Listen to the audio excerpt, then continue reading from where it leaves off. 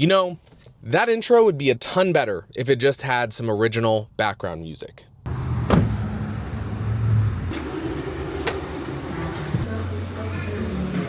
We are 16 days away from Goldrush. It is a silent disco set, but I would still like to play something of my own. And I would like to have music that I could tease and play at the beginning of these intros for these videos and stuff. Like, that would be fun for me. The problem is that I have a lot of projects. I have like 3 or 4 projects that I'm confident with that I just don't know how to get the last like maybe 20 to 30% done. The last pieces of ear candy and arrangement, the mix and master side of things, and with just 16 days to go, I wonder if I can actually get something ready in time. That said, this starts Operation Finish a Track by Goldrush so you can play an original at your set. I hope I edited that properly and it actually looks good. So we are going to run over to the studio.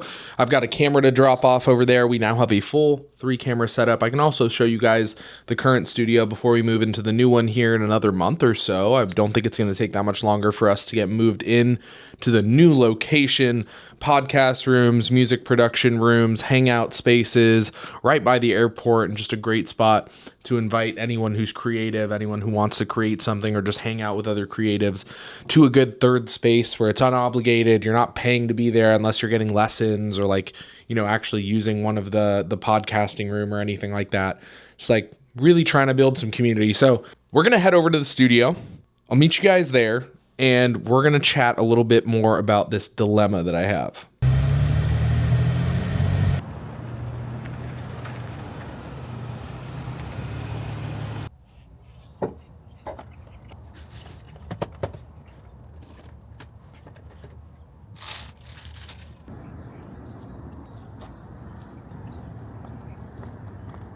Now, you guys are all late to this space.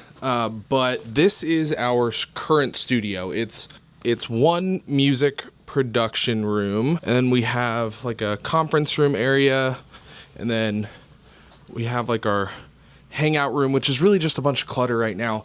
But that's because we're getting ready to move. There's a lot of things from different people that are, you know, being stored here that have different homes and things like that that'll find their way into our much larger studio when we move in there here soon. Fairly soon, within the next month or 2, we should be making that move in there. I mean, we've already kind of started to build a community here, and soft launch party in the bottom half is like people that have actually come and produced here. So let me know if you see any names that you recognize or anything like that. But yeah, we're here to drop this bad boy off. This marks the third camera. In the podcasting production room setup area. And we have a lot of stuff in here. You know, I've got tons of lights. There's a bunch of microphones. I'm going to be adding a couple more microphones. SM7Bs are like the going standard for us. This area gets used quite often. The moon landing crew uses it all the time. We've had some doctors come in here and film some interviews and different podcasts and stuff like that.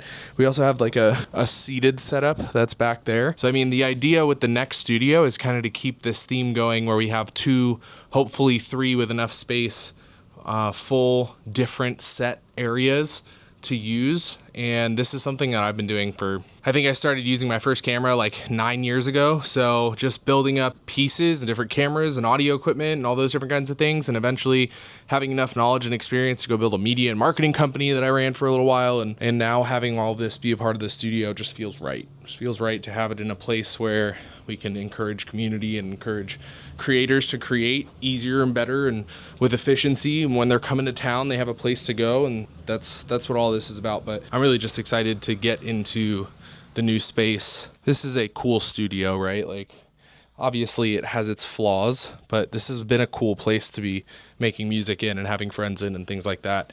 I'm just excited to see what the next studio has to hold. I'm not actually producing in here tonight. I just came to drop off the camera equipment.